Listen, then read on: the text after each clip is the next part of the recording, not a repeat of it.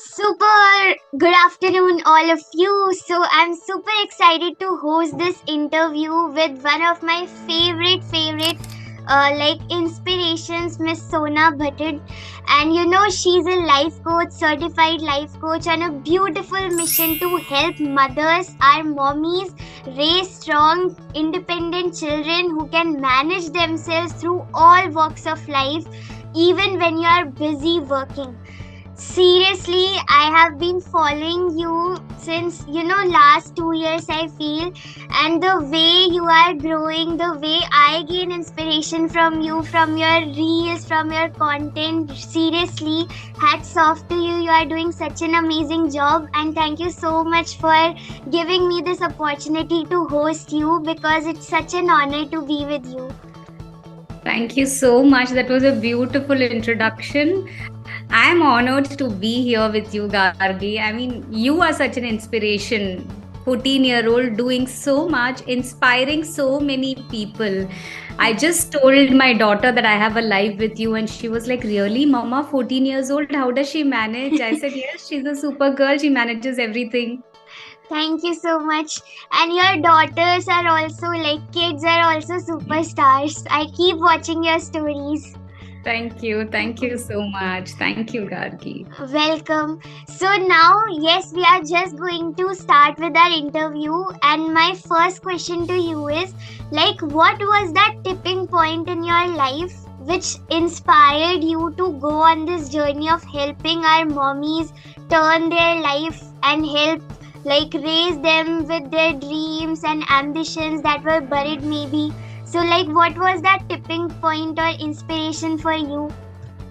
Okay, so my tipping points to help mothers was there were times where, I used to feel a lot of guilt of maybe not being a good enough mother. And I used to think that, okay, there's something missing in me. I'm not the ideal mother which I wanted to be.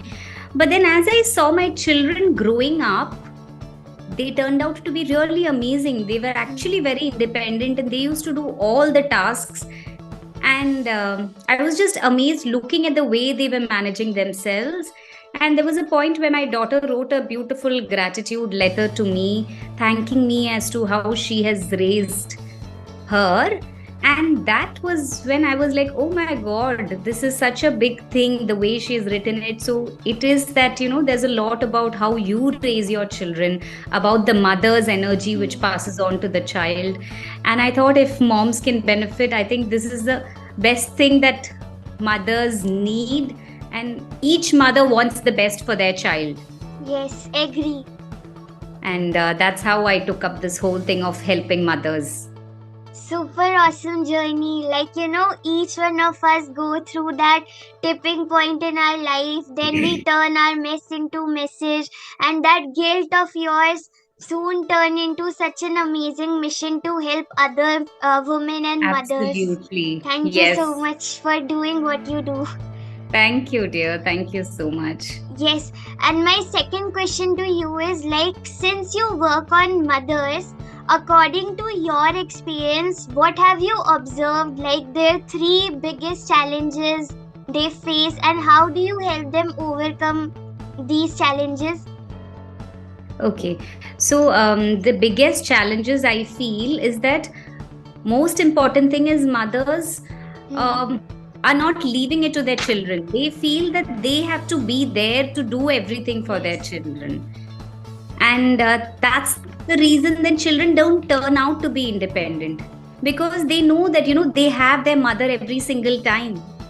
Whenever there is a problem, they know that the mother is there to help them out. Yes. So I think, the most important thing, as I said, is to leave them, let them be free and let them figure out things on their own. First time they come to you, tell them to figure it out. Second time also, just I think today, we live in this world of social media where technology also, children can't escape this. Even if moms try that, they should not use social media. I think social media can be used to their advantage. Yes. Yeah, so that's how I am with my children. So I allow them to figure things out for themselves. And see, it comes with certain cost, certain disadvantage as well. But then I think somewhere we just have to be willing to pay the price. one of the most important things, as I said, is not micromanaging. And the second thing would be being patient, like not releasing your anger, your frustration on the child, because the child takes everything from the mother. The child absorbs the mother's energy. That's what my third point is to raise your energy, so that whatever the state you are in, and that passes on to your child. Agree. Every single thing that a mother goes through is what exactly goes to the child. Amazing. Thank you so much for sharing. I really resonated with the third point, that our energy or the children's energy, they come when they see or watch their parents. So if suppose anything you are doing, your child is going to follow the same. So yeah, and you know what? It's the mother. If you must have heard this, that if the lady of the house is happy, the entire house is happy. Agree. So it's just that, you just see a day where your mom is upset or, not in a good mood. She changes the ambience of the entire house. Agree. You just have to be like conscious, aware of yourself, your energies every single time. Yes, superb. So the third question that I want to ask is related to this third point only, that a mother should be aware or conscious related to how she is acting or she is behaving in her life, not only for their children but also for themselves, to keep themselves happy. As a woman should be happy in her home, she is the first person. So now my third question to you is, like, sometimes the mommies, they want to pursue something in their life, but maybe they don't get the moral support from their family, and that mother, she knows her potential, but sometimes due to that not getting the family support, she sometimes bury her dreams. So what would you recommend to such mommies, like how they can start to prove other people that what, I am enough, I am capable, I know I can do this, and I don't need that moral support? So how to overcome this? Okay, so for me, as I look at it, it's not about others. You don't have to prove to anyone else. Exactly. You just need to prove to yourself. So if you're a woman watching this, I would just say that you don't need to prove to anyone else. You just need to prove to your own self that you can do it. And unless you do it, you will not find the belief and faith in yourself, for which you will need to stand up for yourself. Have a little bit of courage to take the small steps. It is small baby steps that once you take them every day, which leads to the results. Yes. And if you keep thinking that how will it be, how will people react, I don't have the support, trust me, you're never going to get the support unless you take the first step. You take the first step, you get some results. You take the second step, you get some results. After a point, the world gets to see your result. And then it won't happen that your family will not support you anymore, because they will see that, okay, this woman is on a mission and she's unstoppable. So I think the first step to this is to stand up for yourself, have the courage, and there is no one else to prove to. You just have to prove to yourself. Once you're able to prove to yourself, the world will automatically see it. So beautifully explained. Once you prove to yourself, the world will automatically see. So once you start to lead your life, others will start to follow your guidance. Yes, you've heard of the phrase follow the leader. Yes, follow the leader. You be the leader in your life, and then automatically people will follow you. I'm sure I've seen so many beautiful lives of yours where you're leading in your school. You did some stage performance, you were teaching them. So I'm sure in your school you're an inspiration, right? Yes. Yeah, so see, you behave, you become the leader and the others follow you. Agree. But the first steps are always the hardest. Yes, super awesome. Thank you so much for sharing, because most of us actually don't take that first step. We start to worry about the 75th step, that what will happen if I fail, what if people judge me. But rather than worrying about that, we must take that first step. So beautifully explained. Thank you so much. However hard that may be, take the first step and just keep thinking of the next step after that, next step after that. That's all. I Yeah. mean, you can have a big vision for yourself, but then it has to be like, you have to work Hmm. backwards, small steps. Otherwise, if you keep thinking of the big vision, then maybe, it may be difficult as a woman. It's difficult. It's important to have that vision, that goal. But the steps have to be baby steps, because women, as you said, have really suppressed themselves a lot. And to come out of these emotions is definitely, it takes some time. I'm not Hmm. saying it is difficult or it's impossible, but it takes some time. It takes courage to actually take those steps and move ahead. Yes, agree with you. So now my next question to you is, when we start on a particular journey, there are some challenges that we face. Even I faced that. I had few self doubts. I had few fear of failure and judgments. So when you started, what according to you were your personal challenges that you faced?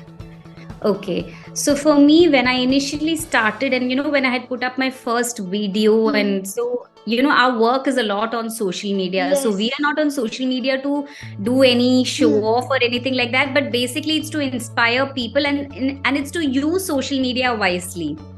But for me to put up that first video, I was like, oh my God, what am I doing? I'm, putting myself over here, and, people, all my family members are there. What are they going to say?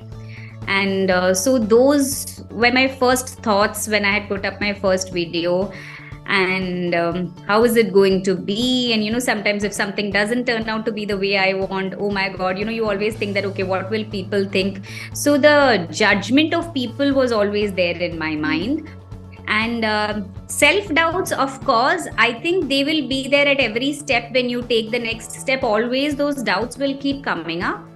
But again, you just have to keep moving forward. What happens is, when you stop, that's it. That's the that's where then you go back to how you originally were. But if you don't stop, and if you keep moving despite your self doubt is actually just a feeling, but reality is different. Hmm. You can have the self doubt. It's not that I don't have self doubt today, but the reality is that if I need to grow, if I need to inspire more people, which is my vision, then I have to keep moving forward despite all the self doubts I have. Yes. And challenges keep coming at every step. Initially it was about putting up videos. How will people react? Is the video coming out well? Am I speaking well? Is my message clear? And later on, as you grow again, your topic, what is it that you want to do?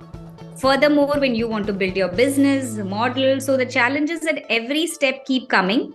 But you just have to keep moving.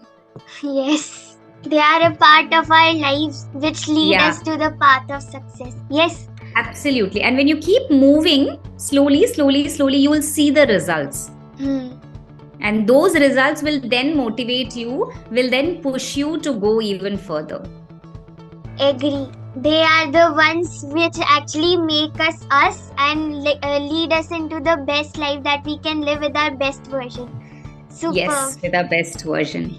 And with this best version, I've realized that, you can be an inspiration to so many other people. And looking at you, people feel that, okay, if she could have done this, why can't I? Yes. And that's how we raise together as a community, right? That feeling of why can't I starts to develop. That if she is doing, why can't I? So Absolutely. That is one of the biggest inspirations that people have to, peep into themselves and just overcome all their obstacles that have been stopping them. Yes. Super. So, this is one of my favorite questions that I asked the last two speakers also. The guest of honor, who were Varun Mehta and Alok Tonk. So, I just want to ask you also that how was the Super Speaker Season 1 for you? And I too watched everything on laptop. Like, you were live in Chennai, but we were all supporting you in the comments. So I just want to ask you, how did this Super Speaker journey felt for you, and what was your one biggest lesson? Super Speaker was the biggest thing that ever happened to me. I mean, I feel honored, blessed, grateful to have reached the finals of Super Speaker, the second runners up. So I really feel grateful for that. Super Speaker gave me a lot of courage. Till then, those self doubts were still there. Will I be able to? How will it be?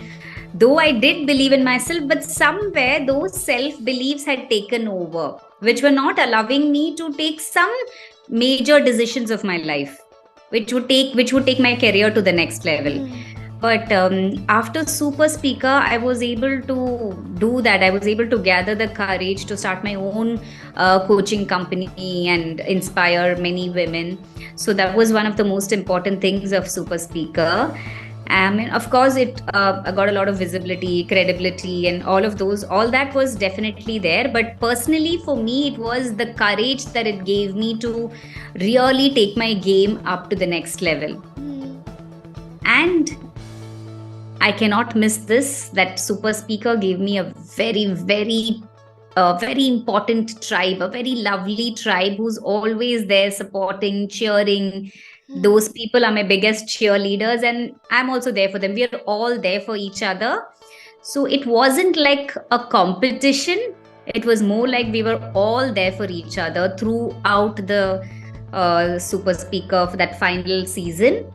And as well, we are still connected very closely, always there for each other. So that tribe was another thing which was very close to my heart. Overall, Super Speaker was just magical in my life. And that too, being part of the season 1 was immense. Superb. So hats off to your, efforts, energy that you were putting in this game. And one of the things that I have learned from all the 10 speakers is one thing in common. There was never a competition among you Absolutely. all. There was only that feeling of cooperation, love, care, support for each other. And the way you were hugging each other, when the finalist round was there, that before announcing the results, who is Super Speaker Season 1, you were all said to hug each other. And that was such a touching moment for all of us watching from the virtual world. Super awesome. Yeah, I mean, it really wasn't a competition. Even during the finals, when it was going on, there was never this thing that, okay, I should do this or I should do that. I mean, there was a nervousness in each of us at that point of time, but we all supported each other at that point of time. There was no one who was like, ki nahi, leave this person or leave that person. We were all there to support each other. And that was the biggest thing, that Super Speaker was never a competition. Superb. It was all a community game. Yes. Amazing. So now my next question to you is, I want to ask, if suppose any woman is there or any mom is there and she doesn't believe in her own self, she doesn't believe in her own potential, so how can she start to believe that she deserves better? So this is my last question. Okay. How can you start feeling that you deserve better? Okay, so I think this feeling of not being good enough, everything comes back from our childhood. So there may have been an incident in the past, or maybe the way you were brought up, the kind of family that you were in, or maybe some teacher must have told you something. I don't know from where, but it may be parents, it may be extended family members, teachers, someone somewhere must have told you that, you are not able to do this or you can't do this, something like that. And that belief carries forward from your childhood till date. Yes. So somewhere you just have to recognize that past is past, and it was just an emotion which was there at that point of time, which you have to leave there. You actually have to put a full stop there. And today who you are is a different person. And you realize your own potential only when you step in the game, only when you try something out. If you don't try, you never know what you're capable of. Yes. At least take the first step to figure out what is needed, what you can do. I tried many things before I decided to be a life coach. Yeah, so and then finally, this thing really, I felt connected to this. Before that, I did try. So it's like, you keep trying, and, I would not say that I wasted my time, but unless I had tried that, I wouldn't know what was meant for me. So if you try something and if it doesn't work, so don't feel that, this is not going to work for you. Maybe that wasn't meant for you and that's why it didn't work. Amazing. While listening to you, I'm getting goosebumps. Like, super. The knowledge that you are sharing with all of us, the people who are going to watch it later, so the bulb ones they are going to have will be super. So now, just before I end up with the conclusion, I just want to ask you, let's say, suppose someone wants to join you in your program. So, like, where they can find the, like, can you just brief us about the program? And the link is already in the description. Yeah, it's also there in my bio. Yes. It's a 3-day live program which is going to happen on 16th, 17th, 18th of November, morning 1 hour, 9 to 10 a.m. It's about motherhood, how you can release all the guilt and shame that you carry about motherhood and truly help raise independent, strong children, even when you're a busy mother. Okay. Even when you're a busy working mother. And it's more around helping mothers in their journey of motherhood to make that journey smooth so that what they then pass on to the children is going to be huge. Wow. And then together you bring up the next generation. Such a transformative. Yeah, so that's what my program is about. Okay, so the women, if you are watching here, if you are a mother, I would love for you to just check out the link in the description. Her Instagram link is also given in the description. Just go on. I can tell you, she's the one person who will sincerely change your life forever. So thank you so much, Sona ma'am, for giving me that opportunity. It's always a pleasure to talk with you. And yes, I can't forget the time when we met in Pooja ma'am's paradise. So it was such an amazing pleasure, like, to meet you too. Thank you, Gargi. You have been such an inspiration. Like, I haven't seen any 14-year-old in this field so dedicated, and you're an author of 3 books and so much that you do. I don't know how you manage your studies plus this, but you definitely are an inspiration. And from where I saw you and today to who you are, there's so much of transformation. That's the beauty of this work. You keep evolving every day. And at this age, when you have so much of wisdom, when you're 14-year-old, when you have so much of wisdom, just imagine how much you can do for the coming generations. Yes. I am so proud of you, so proud of you. Just keep going, so much. inspiring, keep balancing everything out, and just be the rock star that you are. May God bless you always. Thank you so much. Thank you, dear Gargi.